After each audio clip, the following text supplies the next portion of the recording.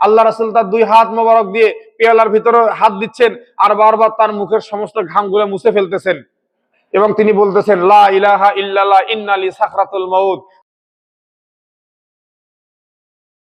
আসসালামু আলাইকুম ওয়া রাহমাতুল্লাহি তাআলা ওয়া বারাকাতুহু। আলহামদুলিল্লাহি ওয়াহদা ওয়াস সালাতু ওয়াস সালামু আলা মান লা নাবিয়্যা বা'দা ওয়া আলা আলিহি ওয়া আসহাবিহি ওয়া বারিক ওয়া সাল্লাম। ক্বালা আল্লাহু সুবহানাহু ওয়া তাআলা ফি কালামিহিল মাজিদ ওয়া ফি ফুরকানিহিল হামিদ। আউযু বিল্লাহি মিনাশ শাইতানির রাজীম। বিসমিল্লাহির রহমানির রহিম। কুল্লু নাফসিন যায়িকাতুল মাউত ওয়া ইন্নামা তুওয়াফাউনা উজুরাহুম ইয়াওমাল কিয়ামাতি ফামান যুহজিহা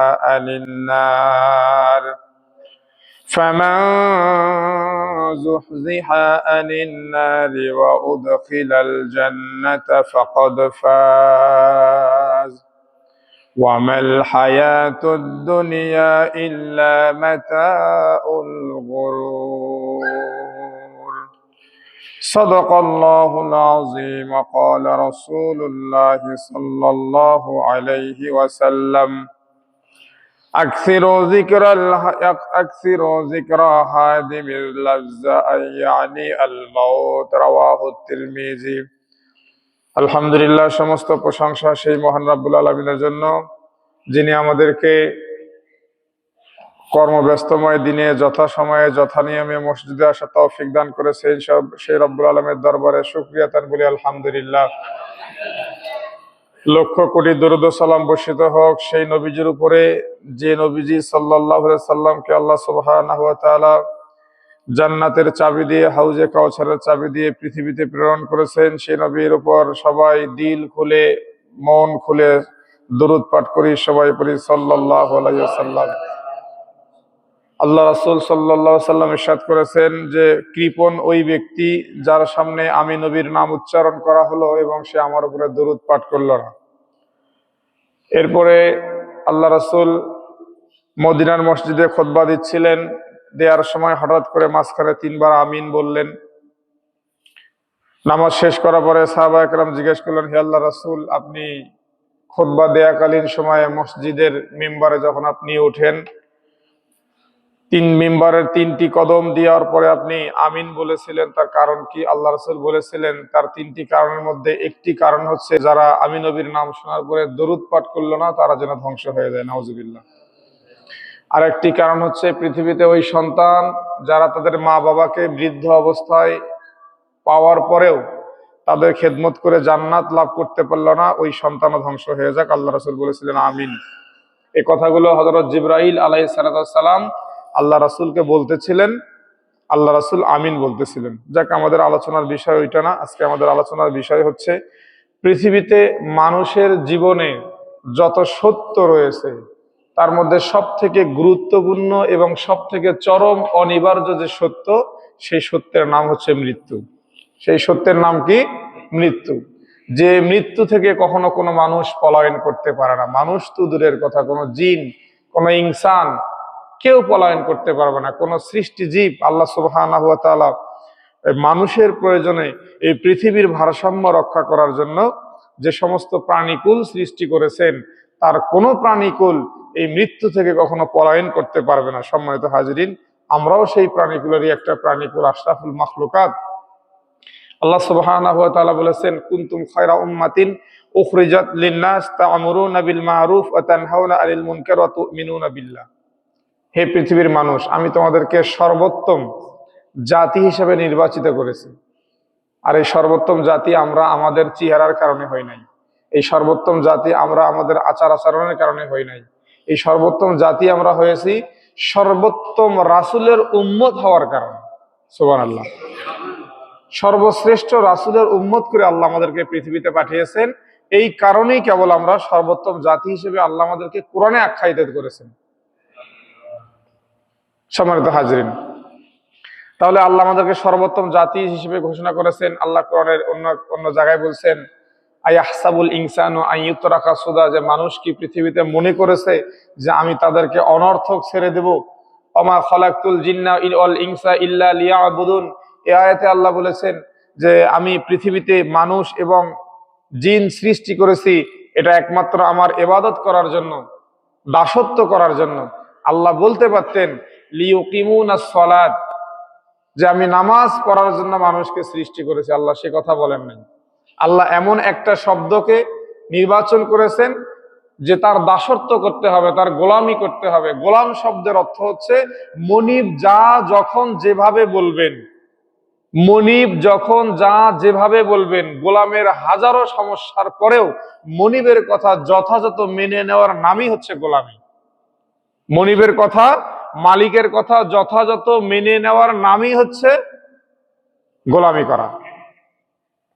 আপনাকে কামলা নেওয়া হয়েছে, আমাকে কামলা নেওয়া হয়েছে, আজকে সারাদিন ধান কেটে জমিনে ফেলে রাখা হয়েছে, ধানগুলো আজকে বাসায় নিয়ে আসতে হবে, বাড়িতে নিয়ে আসতে হবে। অর্ধেক ধান উবানোর পরে হঠাৎ করে আমার পাটা মুচকে গেছে, আমি আর হাঁটতে পারতেছি না। এখন আমি যদি মনিবকে বলি যে আমার তো পা মুচকে গেছে, হাঁটতে পারতেছি না, বাকি বেলা আমি আর কাজ করতে পারবো না, মনিব মনে হয় সারাদিনের টাকাই দেবে? দেবে? উনি কিন্তু হিসাব করবে যে আপনি কতক্ষণ কাজ করেছেন, দিনের কত অংশ কাজ করেছেন।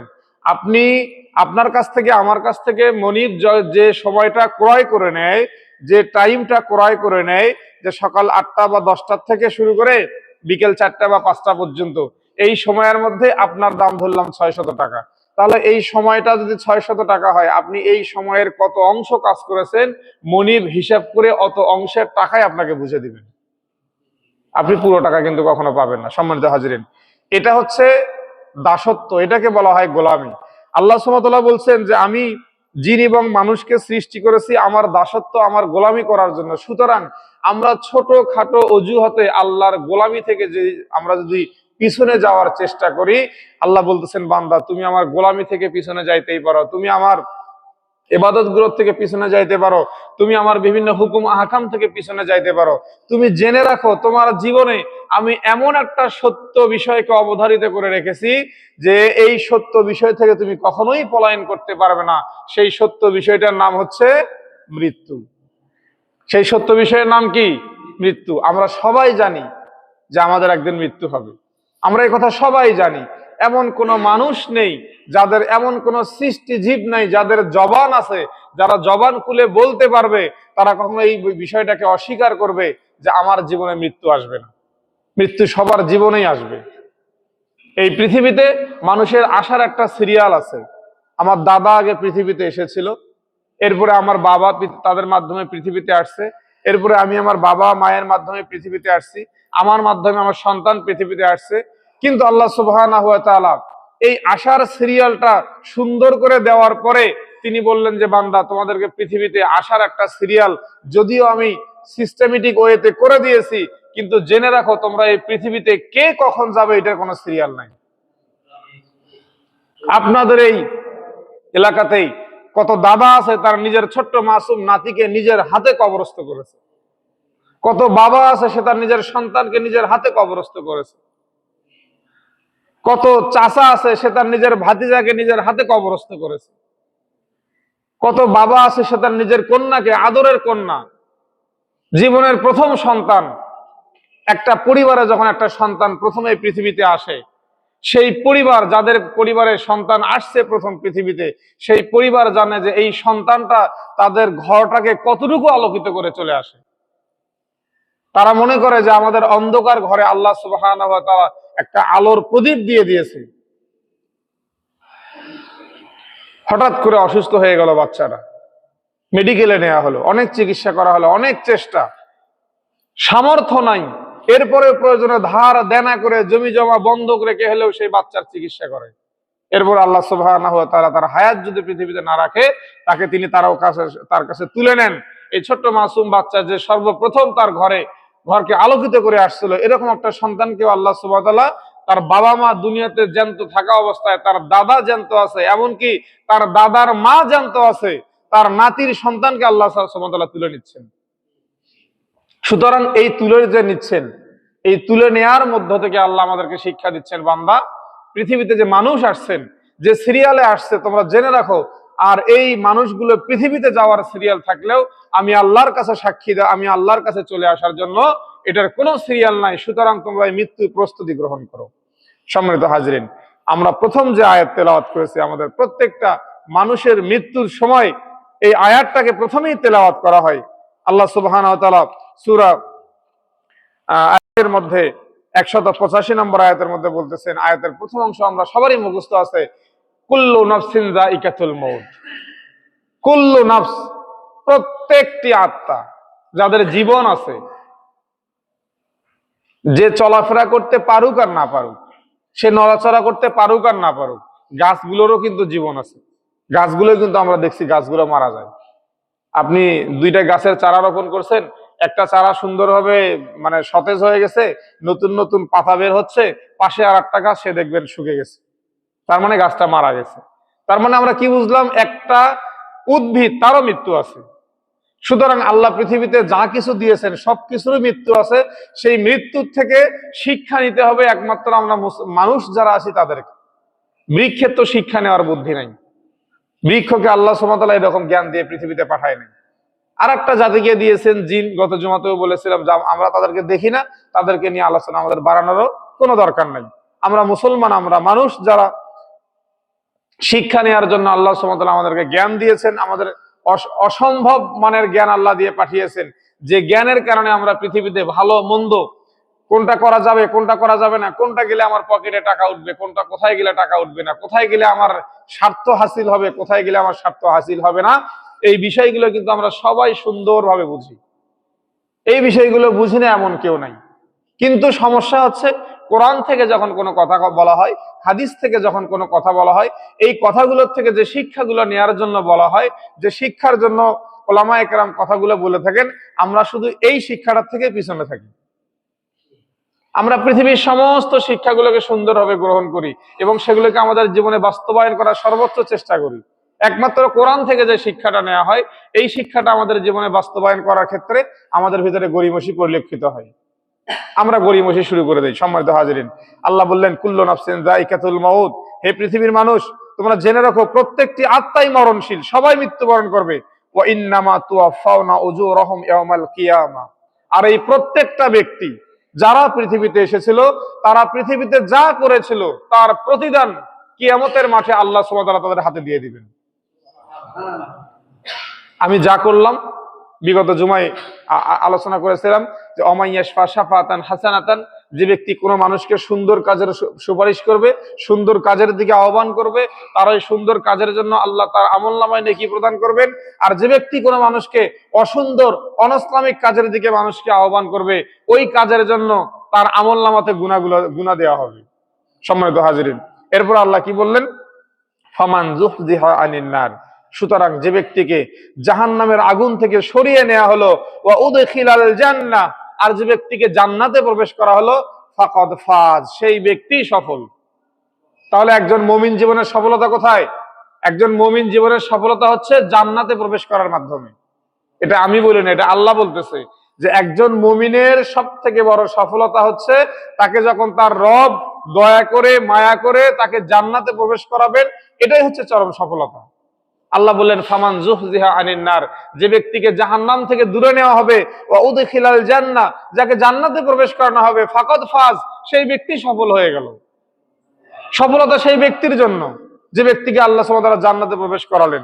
এরপরে কি বললেন, ওয়ামাল হায়াতুদ দুনিয়া ইল্লা মাতাউল গুরুর, এই পৃথিবীর জীবন সামান্য ভোগ বিলাস মাত্র, কোনো লাভ নাই। এই পৃথিবীর পিছনে ছুটে আমাদের কোনো লাভ নাই।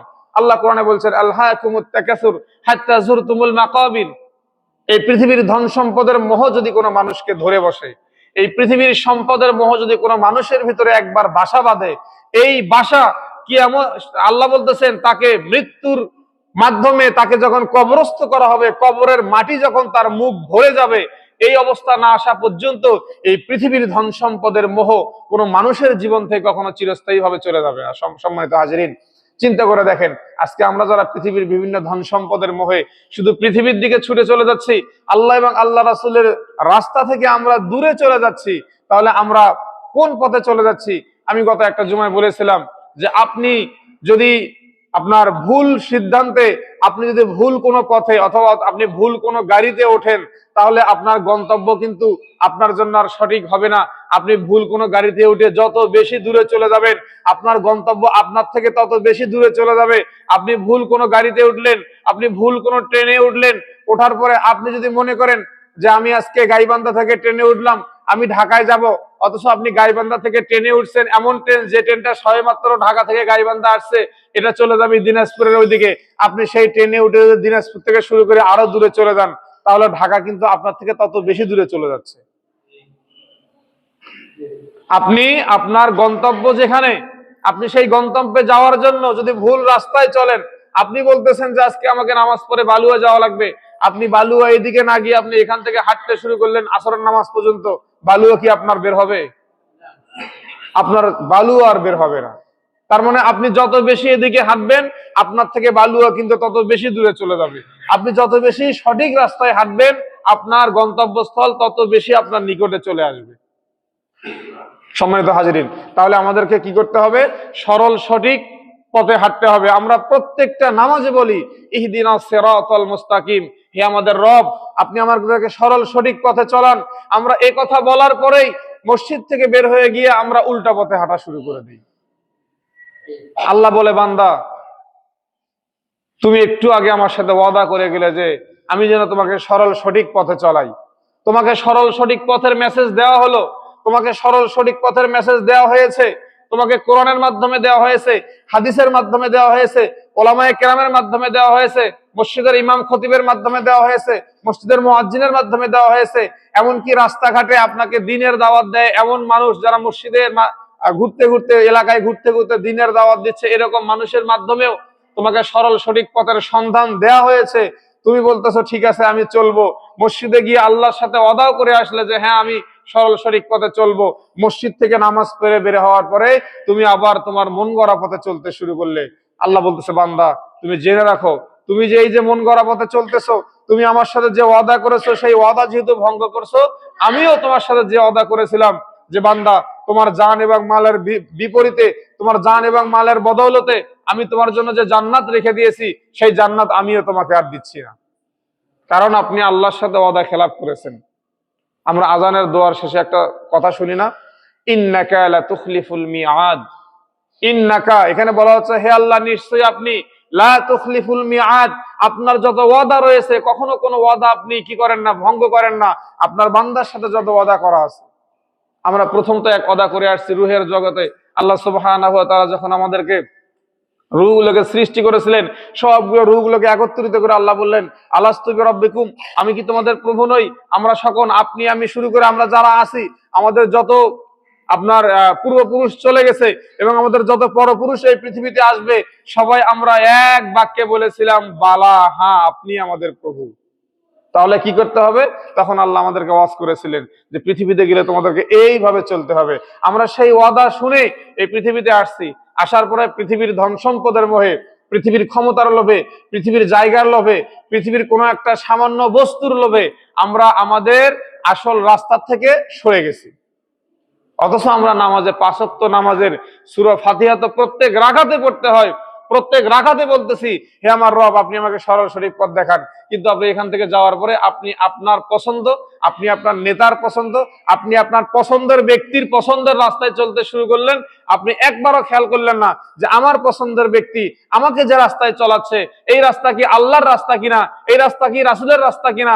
এই রাস্তা যদি আল্লাহ এবং আল্লাহ রাসূলের রাস্তা না হয়, তাহলে আমি মুসলমান নামাজে একটু আগে বলে আসলাম আল্লাহকে, হে আমার রব আপনি আমাকে সরল সঠিক পথ দেখান, সরল সঠিক পথে পরিচালিত করুন।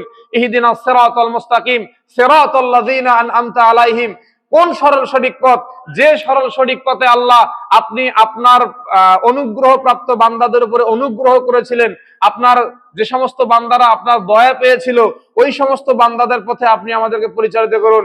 গায়রিল মাগদুবি আলাইহিম ওয়ালাদ-দাল্লিন, তবে ওই সমস্ত বান্দার পথে নয় যে সমস্ত বান্দার উপরে আপনি রব, আপনি সৃষ্টিকর্তা স্বয়ং লানত করেছেন, ওই সমস্ত বান্দার পথে আমাদেরকে পরিচালিত করেন না। সূরা লাহাবের মধ্যে আল্লাহ কি বলতেছেন? তাব্বাত ইয়াদা আবি লাহাবি ওয়া তাব্বা। আল্লাহ নিজে বলেছেন যে আবু লাহাব তুই আমার রাসূলের সাথে যে দুশ্মনী করেছিস, এই দুশ্মনীর কারণে তোর 2 হাত ধ্বংস হয়ে যাবে। আল্লাহ যে আবু লাহাবকে মানে লানত করেছেন, এই লানতের পরে আবু লাহাবের কি আবার ভালো কোনো কিছু হয়েছে কিনা? সমস্ত ইতিহাস, সমস্ত পৃথিবীর মানুষ কিয়ামত পর্যন্ত আবু লাহাবকে কি আজকে দেখেন তো, আমাদের শুধু আমাদের না, পৃথিবীর কোন জায়গায় দেখেন তো একটা মানুষের নাম আবু লাহাব রাখছে কেউ? কোন হিন্দু, কোন খ্রিস্টান, কোন বৌদ্ধ বা অন্য কোন ধর্মাবলম্বী কোন মানুষ এই নামটা কেউ রাখে কিনা? আবু জেহেল কেউ রাখে কিনা? রাখে না। আবু জেহেল, আবু লাহাব, উতবা, সাইবা এই নামগুলো কেউ রাখে না, অথচ এগুলোও তো নাম, সুন্দর সুন্দর নাম, কিন্তু এই নামগুলো কেউ রাখে না। কারণ কি? এগুলো অভিশপ্ত নাম। এই নামগুলোর উপরে সৃষ্টিকর্তা অভিশাপ করেছে, এই জন্য কোনো মানুষ এই নামগুলো রাখতে চায় না। সম্মানিত হাজিরিন, আসুন আমরা আমাদের যে আলোচনায় যাচ্ছিলাম সেটা হচ্ছে মৃত্যু সম্পর্কিত আয়াত, যে মৃত্যু কেন আমাদের জীবনে অবধারিত সত্য, অনিবার্য সত্য। এই মৃত্যু সম্পর্কে আমরা কেউ পলায়ন করতে পারবো না। এই মৃত্যু থেকে আমাদেরকে অবশ্যই শিক্ষা নিতে হবে। সূরা নিসা আয়াত নাম্বার ৭৮, আল্লাহ সুবহানাহু ওয়া তাআলা বলতেছেন, আইনামা তাকুনু ইউদরিকুমুল মাউত ওয়ালাউ কুনতুম ফি বুরুজিম মুশাইয়্যিদা। হে পৃথিবীর মানুষ, আইনামা তাকুনু, তুমি যেখানেই থাকো না কেন। আল্লাহ বলতেছে, হে পৃথিবীর মানুষ, তুমি যেখানেই থাকো না কেন। এই যেখানেই থাকো না কেন বলার মধ্যে আল্লাহর সৃষ্টি করা কোন জায়গার বাইরে আপনি আর কোন জায়গায় কল্পনা করেন দেখি। আল্লাহর সৃষ্টি করা যত জায়গা রয়েছে, এই আল্লাহর সৃষ্টি করা জায়গা ব্যতীত এখানে একজন দাঁড়িয়ে বলেন যে হুজুর আল্লাহর সৃষ্টি করা জায়গা ব্যতীত অন্য একটা জায়গায় আমি গিয়ে থাকবো? সম্ভব? আপনি আসমান বলেন, আপনি জমিন বলেন, আপনি মানে পৃথিবীর যত মহাসাগর রয়েছে সেই মহাসাগরের তলদেশ বলেন, সবই তো আল্লাহর সৃষ্টি। আপনি যাবেন কোথায়?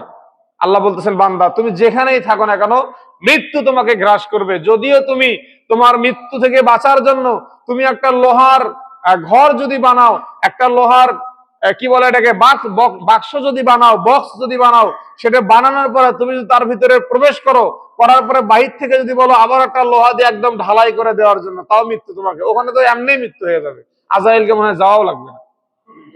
আল্লাহ যে কথা উদাহরণ দিচ্ছেন যে ওই রকম ঘর যদি তুমি বানাও, বানিয়ে সেই ঘরে যদি প্রবেশ করো, ওখানে তো আজরাইল যাওয়ার আগে তুমি এমনি মরে থাকবা।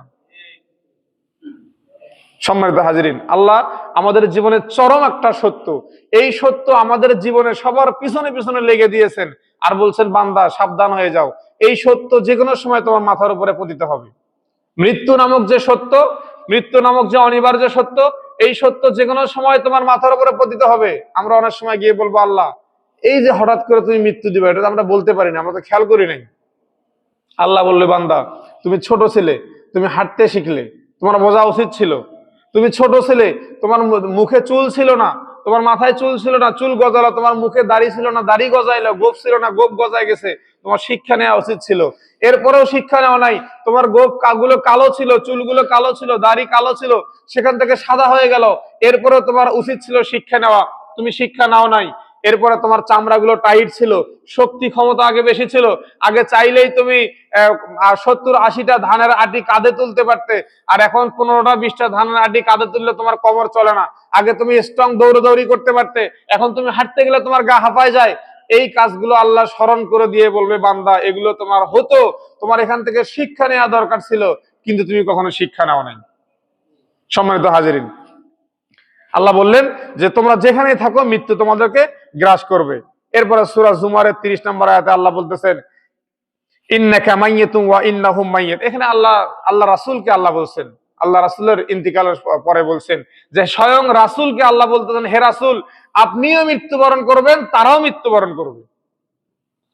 যে রাসূলকে আল্লাহ সুবহানাহু ওয়া তাআলা ভালোবেসে, যে রাসূলকে মহব্বত করে এত সম্মান দিলেন, এত মর্যাদা দিলেন, নিজের নামের পাশে যে শব্দ ব্যবহার করলেন, একই শব্দ আল্লাহ তার রাসূলের নামের পিছনে ব্যবহার করলেন, আলহামদুলিল্লাহি রাব্বিল আলামিন। আল্লাহ রাসূল সম্পর্কে বললেন, ওমা আরসালনাকা ইল্লা রাহমাতাল লিল আলামিন। ওই একই শব্দ আল্লাহ তার নিজের শানেও ব্যবহার করলেন, রাসূলের শানেও ব্যবহার করলেন। সেই রাসূলকে আল্লাহ সুবহানাহু ওয়া তাআলা পৃথিবীতে পাঠিয়ে দিয়ে বললেন, হে রাসূল আপনিও মৃত্যুবরণ করবেন, তারাও মৃত্যুবরণ করবে। তাহলে আমরা সাধারণ মানুষ, সেই রাসূলের উম্মত, কত পরের উম্মত, কত নিম্ন মর্যাদার উম্মত আমরা। সর্বোচ্চ মর্যাদার উম্মত তো রাসূলের যুগে যারা ছিল, প্রত্যেক জুমার দ্বিতীয় খুতবায় বলা হয় খায়রুল কারনি কারনি সুম্মাল্লাযিনা ইয়ালুনাহুম সুম্মাল্লাযিনা ইয়ালুনাহুম। আল্লাহ রাসূল বলছেন সব থেকে উত্তম যুগ হচ্ছে আমার যুগ। আল্লাহ রাসূল যে যুগে বসবাস করেছিলেন কাদের জন্য উত্তম? যারা রাসূলকে দেখেছেন, যারা রাসূলের কথার উপরে ঈমান আনায়ন করেছেন, যারা রাসূলের বিধিনিষেধ মান্য করেছেন, এই অবস্থায় যারা মৃত্যুবরণ করেছেন তাদের জন্য উত্তম। এরপরে রাসূল বলছেন সুম্মাল্লাযিনা ইয়ালুনাহুম, এরপরে তারপরের যুগ, তারপরে সাহাবায়ে কেরামের যুগ, সুম্মাল্লাযিনা ইয়ালুনাহুম, এরপরে তাদের কাদের যুগ? তাবে তাবেঈদের যুগ। এই তিন যুগ সম্পর্কে আল্লাহ রাসূল গ্যারান্টি দিয়েছেন। তা আমরা তো এই তিন যুগের কত পরের মানুষ, আমাদের সম্পর্কে তো কোনো গ্যারান্টি নাই। এরপরে আমাদেরকে আল্লাহ রাসূলের ইন্তেকালের সময়, হাদিস শরীফ বেশি লম্বা করব না, আল্লাহ রাসূলের ইন্তেকালের সময় মা আয়েশা রাদিয়াল্লাহু তাআলা আনহা আল্লাহ রাসূলের সামনে এক পেয়ালা পানি দিলেন। আল্লাহ রাসূল তার দুই হাত মোবারক দিয়ে পেয়ালার ভিতরে হাত দিচ্ছেন আর বারবার তার মুখের সমস্ত ঘামগুলো মুছে ফেলতেছেন এবং তিনি বলতেছেন লা ইলাহা ইল্লাল্লাহ ইন্না লি সাকরাতুল মাউত, যে আল্লাহ ছাড়া কোনো মাবুদ নাই, আমি রাসূলেরও মৃত্যুর কষ্ট হচ্ছে। এরপর অপর এক বর্ণনা আছে আল্লাহ রাসূলের আপনার কলিজার উপরে যখন জিবরাইল আলাইহিস সালাম বললেন হে আল্লাহ রাসূল, এই পৃথিবীতে আমি আজরাইলকে যে মানুষের জীবন কবজ করার যে ক্ষমতা দেওয়া হয়েছে, আল্লাহ যে ক্ষমতা দিয়েছেন, সেই ক্ষমতা অর্পণ করার সব থেকে নিম্ন ক্ষমতা অর্পণ করতে বলা হয়েছে আপনি রাসূলের উপরে। আপনি রাসূলের মৃত্যুর যন্ত্রণা যতটা সহজ হবে, এর থেকে সহজ পৃথিবীতে আর কোনো মানুষের মৃত্যুর যন্ত্রণা ইতিপূর্বে সহজ হয় নাই, ভবিষ্যতেও হবে না। সেই জিবরাইল যখন রাসূলের বুকের উপরে শাহাদাত আঙ্গুল রেখেছিলেন, তখন জিবরাইল সালামকে আল্লাহ সুবহানাহু, হে জিবরাইল তুমি কি করছো? পুরো উহুদ পাহাড়কে আমার বুকের উপরে তুলে দিচ্ছ, তুমি একটু আমার কষ্ট লাঘব করার চেষ্টা করো। আল্লাহ রাসূলের বুকের উপরে আজরাইল আলাইহিস সালাম তার হাতের শাহাদাত আঙ্গুলটা শুধু রেখেছিলেন, তাতে আল্লাহ রাসূল বলতেছিলেন যে তুমি আমাকে এত কষ্ট দিচ্ছ, তুমি সমস্ত মনে হচ্ছে সমস্ত আরব বিশ্বের যত পাহাড় রয়েছে সমস্ত পাহাড়গুলোকে আমার বুকের উপরে তুমি চাপ দিয়ে ধরতেছো। তখন তাকে বলল হে আল্লাহ রাসূল, পৃথিবীতে আপনার কষ্টই সব থেকে বেশি কম হবে, আপনার উম্মতের কষ্ট তো আরো বেশি হবে। তখন আমার রাসূল বলেছিলেন যে না না, পৃথিবীর যত কষ্ট হয় মৃত্যুর কষ্ট তুমি আমাকে দাও, আমার উম্মতের জন্য কোনো মৃত্যুর কষ্ট না হয়। এমন রাসূলের উম্মত হয়েছে, এই জন্য আল্লাহ আমাদেরকে বলেছেন কুনতুম খায়রা উম্মাতিন উখরিজাত লিন-নাস তা'মুরুনা বিল মা'রুফ ওয়া তানহাউনা আনিল মুনকার ওয়া তু'মিনুনা বিল্লাহ। সম্মানিত হাজিরিন, এরপরে সূরা আর-রহমানের মধ্যে আল্লাহ বলছেন কুল্লু মান আলাইহা ফান ওয়া ইয়াবকা ওয়াজহু রাব্বিকা যুল জালালি ওয়াল ইকরাম। এই পৃথিবীর সব ধ্বংস হয়ে যাবে, সব ধ্বংস হয়ে যাবে, একমাত্র আপনার যে রব, সেই রব ব্যতীত পৃথিবীতে আর কিচ্ছু থাকবে না। তার মানে মৃত্যুর মাধ্যমে ধ্বংস হবে। এই আয়াতে আল্লাহ সুবহানাহু ওয়া তাআলা মৃত্যুর কথা বলতেছেন। সূরা মুনাফিকুনের 11 নম্বর আয়াতের মধ্যে আল্লাহ বলতেছেন ওয়ালা ইউআখিরুল্লাহু নাফসান ইযা জাআ আজালুহা। আল্লাহ বলতেছেন হে পৃথিবীর মানুষ, তোমরা মনে করতেছো যে আরো তো দেরিতেই মরবো, আরো তো দেরিতেই মরবো, এখনো চামড়া টাইট আছে, এখনো চুলগুলো আমার কালো আছে। তোমরা জেনে নাও মৃত্যু যখন তোমার লেখা আছে, আল্লাহ বলতেছেন চ্যালেঞ্জ করে ওয়ালা ইউআখিরুল্লাহু নাফসান ইযা জাআ আজালুহা, কোন ব্যক্তির উপরে বিন্দু পরিমাণ সময় নেওয়া হবে না তার মৃত্যু যখন লেখা থাকবে। আপনারা দেখলেন কয়েকদিন আগে রংপুর মহাসমাবেশে ডোমরগোসা দাখিল মাদ্রাসার একজন সহকারী মৌলবী, উনি খুব রিসেন্টলি সম্ভবত আমাদের সাথে জয়েন করছেন, 3-4 বছর হয়েছে চাকরির বয়স, যুবক মানুষ, আল্লাহ সুবহানাহু ওয়া তাআলা তাকে নিয়ে নিয়েছেন রোড অ্যাক্সিডেন্ট। আল্লাহ তাকে শাহাদাতের মর্যাদা দান করুক এবং তার জীবনের সমস্ত গুনাহগুলোকে মাফ করে তাকে জান্নাতুল ফেরদাউস নসিব করুক, সবাই বলে আমিন। এবং তার পরিবারকে ধৈর্য ধারণ করার তৌফিক দান করুক। ওই ব্যক্তি কি কখনো জানছে, তার পরিবার কি কখনো মনে করছে যে আজকে আমি দ্বীন ইসলাম প্রতিষ্ঠার জন্য ইসলামী দলগুলোর যে মহাসমাবেশ ডাকা হয়েছে সেখানে উপস্থিত হচ্ছি, আবার সেখান থেকে বাড়িতে আসবো? আমরাও তো মনে করছি ইনশাআল্লাহ ওখানে যাবো, আবার বাড়িতে ফিরে আসবো। সেই ব্যক্তিও মনে করছে, কিন্তু আল্লাহ সুবহানাহু ওয়া তাআলা বলছেন যে না, তোমার মৃত্যু যেখানে যেভাবে লেখা ছিল তোমার মৃত্যু সেখানে সেভাবেই হবে। অনেকে বলছিল আরে লোকটা যদি ওখানে না যেত তাহলে লোকটা বেঁচে থাকতো। কথা কি ঠিক? অনেকে বলছে লোকটা যদি রংপুরে না যেত তাহলে লোকটা বেঁচে থাকতো। অথচ আল্লাহ কি বলছেন ইজা জা আজালুহা লা ইস্তাখিরুনা সাআতান ওয়া লা ইস্তাকদিমুন। যখন কোন মানুষের মৃত্যু লেখা হবে লা ইস্তাখিরুনা সাআতান, সাআতান শব্দের উপরে যে তানবিন আছে, তানবিনের 5টা প্রকার আছে। আর তানবিন লিতানকির, চ্যালেঞ্জ করছে আল্লাহ এখানে বিন্দু পরিমাণ আমরা যারা সায়েন্স বুঝি, বিশেষ করে কম্পিউটার সায়েন্স, একটা কম্পিউটার 1 ন্যানো সেকেন্ডে কাজ করে। 1 ন্যানো সেকেন্ড মানে আপনাদের ঘড়ির কাঁটা 1 2, এই যে মাঝের সময়, এই সময়টাকে 100 কোটি ভাগ করলে 1 কোটিতে যতটুকু হয় এই পরিমাণ সময়ে একটা কম্পিউটার কাজ করে, মানুষের বানানো কম্পিউটার। আল্লাহ বলতেছেন এরকম 1 ন্যানো সেকেন্ডও দেরি করা হবে না, সাথে সাথে তার মৃত্যু হবে। তাহলে কখনো যদি কোনো মানুষ, যদি আমরা মনে করি যে ওই লোক ওখানে গেলে মৃত্যু হতো না, ওই লোক ওখানে গেলে বেঁচে থাকতো, ওই লোকের ওই ডাক্তারের কাছে নিয়ে গেলে হয়তো বেঁচে থাকতো, এই কথাগুলো বলা ঠিক না। এগুলো আল্লাহর কোরআনের আয়াতের বিরোধিতা হয়ে যায়। আল্লাহ তাকে মৃত্যু যখন যেভাবে যেখানে লিখে রাখছেন, এটা সব থেকে বড় সফলতা তো এখানেই যে দিন কায়েমের জন্য, ইসলাম প্রতিষ্ঠার জন্য সেই ব্যক্তি নিজের জীবনকে বিলিয়ে দিলেন। পৃথিবীতে সবার মৃত্যুর যন্ত্রণা হবে, শুধু 1 শ্রেণীর মানুষ ব্যতীত, যারা আল্লাহর রাস্তায় শহীদ হবে। পৃথিবীতে সবার মৃত্যুর আল্লাহ রাসূলের হাদিস, পৃথিবীতে সবার মৃত্যুর যন্ত্রণা হবে। মৃত্যুর যন্ত্রণা এমন হবে, আল্লাহ রাসূল বলছেন যে কোনো মানুষকে, হাদিস শরীফ, যে কোনো মানুষকে মৃত্যুবরণ করার পরে তাকে যদি আবার পৃথিবীতে নিয়ে আসা হয়, তাকে যদি বলা হয় যে তো পৃথিবীতে তোমার কোন কষ্টের কথা মনে আছে, সে প্রথম বলবে আমার মৃত্যুর যন্ত্রণার কথা মনে আছে। আপনারা আরো একটা জিনিস দিয়ে উদাহরণ দিলে বুঝবেন। বাজার থেকে পলিথিনে করে তেল নিয়ে আসে না, অনেক সময় বোতল পাওয়া যায় না? এই পলিথিনে করে যখন তেল নিয়ে আসেন, আপনার স্ত্রী যখন ওই তেলটা বোতলে প্রবেশ করায়, করার পরে পলিথিনে কিন্তু কিছু তেল ভরে থাকে, লাগে না, গায়ের সাথে লেগে থাকে না? তখন আপনার স্ত্রী কি করে, পলিথিনটাকে এইভাবে ধরে এইভাবে চাপে যা আছে তেলটা পুরোটা নেওয়ার চেষ্টা করে। মৃত্যুর যন্ত্রণা একটা নাফরমান ব্যক্তি, আল্লাহ রাসূলের পথে যারা চলবে না, এরকম ব্যক্তির মৃত্যুর যন্ত্রণার একটা উদাহরণ হচ্ছে, তার ভিতর থেকে আত্মা যখন বের হয়ে আসতে যাবে না, তখন আজরাইল আলাইহিস সালাম বলেন যে ওই ব্যক্তিকে ঠিক ওই পলিথিনের মতো এক মাথা ধরে চাপে তার রূহটাকে বের করে নিয়ে আসা হবে। নাউজুবিল্লাহ। আল্লাহ আমাদেরকে রক্ষা করুক। সম্মানিত হাজিরিন, এটা হচ্ছে মৃত্যুর যন্ত্রণার কষ্ট। অনেক আয়াত আছে মৃত্যু সম্পর্কে, আল্লাহ সুবহানাহু ওয়া তাআলা অনেক আয়াত আছে। কুল ইন্নাল মাউতাল্লাযী তাফিরুনা মিনহু ফাইন্নাহু মুলাকিকুম। আল্লাহ এখানে বলছেন যে হে পৃথিবীর মানুষ, আল্লাহ তার রাসূলকে বলছে হে পৃথিবীর মানুষ, তোমরা জেনে রাখো এই যে মৃত্যু, এই মৃত্যু এমন কোনো বিষয় না যে তুমি হুট করে তোমার পিছন থেকে তোমাকে ধরে ফেলবে। আল্লাহ বলছেন ফাইন্নাহু মুলাকিকুম, ফাইন্নাহু মুলাকিকুম, সে তোমাদের মোলাকাত আমরা কোথায় করি? আমরা হাত দিয়ে মানুষের সাথে মোলাকাত করি না? কি পিছন দিয়ে হাত দেই নাকি? সামনে আসলে আমরা কিন্তু মোলাকাত করি, সালাম দিয়ে মোলাকাত করি, এটাকে মোলাকাত বলা হয়। আল্লাহ বলছেন মৃত্যু তোমাদের সাথে মোলাকাত করবে। এমন না তুমি দৌড়াচ্ছ পিছন থেকে মৃত্যু গিয়ে তোমাকে ধরবে, তোমার সামন থেকে আসবে। বান্দা, তুমি এই মৃত্যুর থেকে প্রস্তুতি গ্রহণ করো। এই মৃত্যু থেকে ভয় করে তুমি কখনো পালাতে পারবা না। যদিও আকাশপানে একটা আছে না, এক কবি লিখছে যে তুমি মৃত্যু থেকে যদিও পালাতে চাও, আকাশপানে লাগিয়ে সিঁড়ি, একটা কবিতা আছে এরকম, যে এটাই ভাবে সম্ভব না। সম্মানিত হাজিরিন, এরপরে আল্লাহ কি বললেন মৃত্যু সম্পর্কে? এখন মৃত্যুটা এটা বলে শেষ করব। মৃত্যুটা আল্লাহ কেন দিলেন? মৃত্যু, আল্লাহ বলতেছেন যে আমি এই মৃত্যুটাকে কেন সৃষ্টি করলাম।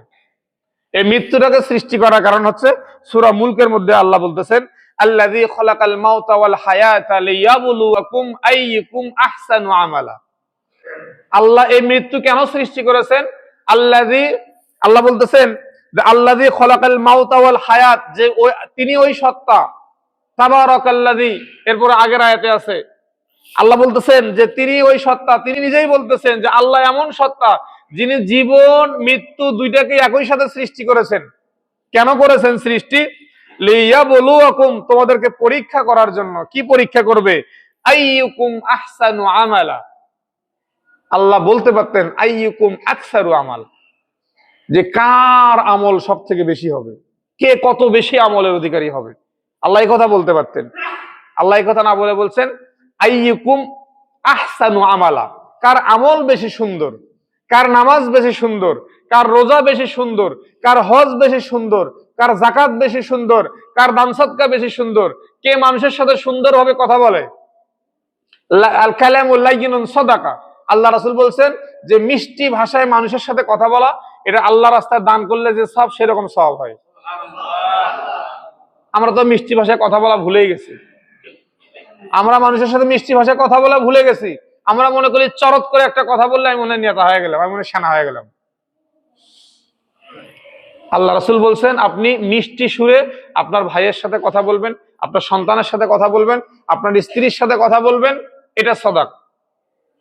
সম্মানিত হাজিরিন, আসুন আল্লাহ সুবহানাহু ওয়া তাআলা আমাদেরকে এই মৃত্যু সম্পর্কে আবার অনেক হাদিসও আছে, অনেক হাদিস নোট ছিল, এতগুলো সময় বলার সময় নাই। একটা হাদিস যেটা আমি শুরুতে তেলাওয়াত বলেছিলাম, আব্দুল্লাহ ইবনে আব্বাস থেকে বর্ণিত, তিনি বলেন আল্লাহ নবী বলেছেন যে আকসিরু যিকরা হাদিমিল লাযযা, যে তোমরা বেশি বেশি স্মরণ করো ওই বস্তুকে যেটা পৃথিবীর সমস্ত স্বাদ তোমার ধ্বংস করে দেবে। এই পৃথিবী একটা স্বাদের পৃথিবী, সন্তান, এটাতে সন্তানকে বুকে ধরার একটা স্বাদ, পরিবারের লোকজন তাদের সাথে একটা আলাদা স্বাদ, মেলামেশা, ঘোরাফেরা। আপনি আপনার পার্শ্ববর্তী ভাইয়ের সাথে কথা বলবেন, বাজারে গিয়ে মানুষের সাথে কথা বলবেন, এই যে এক একটা বস্তুর যে স্বাদ রয়েছে, শুধু খাবারেরই কিন্তু স্বাদ না, স্বাদ অনেক কিছুতে থাকে। আপনার নাতি আছে, আপনার নাতি হয়েছে প্রথম আপনার মেয়ের সন্তান, ছেলের সন্তান, ওই সন্তানকে আপনি বুকে ধরে দেখবেন, আপনার মনে হবে যে এই বুকের জায়গাটা মনে হয় অনেক প্রশস্ত হয়ে গেছে আপনার সন্তানকে প্রথম কোলে নেওয়ার পরে। এই যে এটা একটা স্বাদ। আল্লাহ রাসূল বলছেন এই পৃথিবীর সমস্ত স্বাদকে ধ্বংস করে দেয় যে বস্তু, সেই বস্তুকে তোমরা বেশি বেশি স্মরণ করো, ইয়ানি আল মাউত। আল্লাহ রাসূল বলছেন সেটা হচ্ছে মৃত্যু। সম্মানিত হাজিরিন, আসুন আমরা এই মৃত্যু থেকে কেউ তো পলায়ন করতে পারবোই না, বরঞ্চ এই মৃত্যু আমাদের জীবনে আসবে, এই মৃত্যু অবধারিত। এই মৃত্যুকে মেনে নিয়ে আমরা এই মৃত্যুর পরবর্তী জীবনের জন্য যতটুকু আমল করা দরকার, যেভাবে আমল করলে মৃত্যুর পরবর্তী জীবনে আমরা নাজাত পাবো।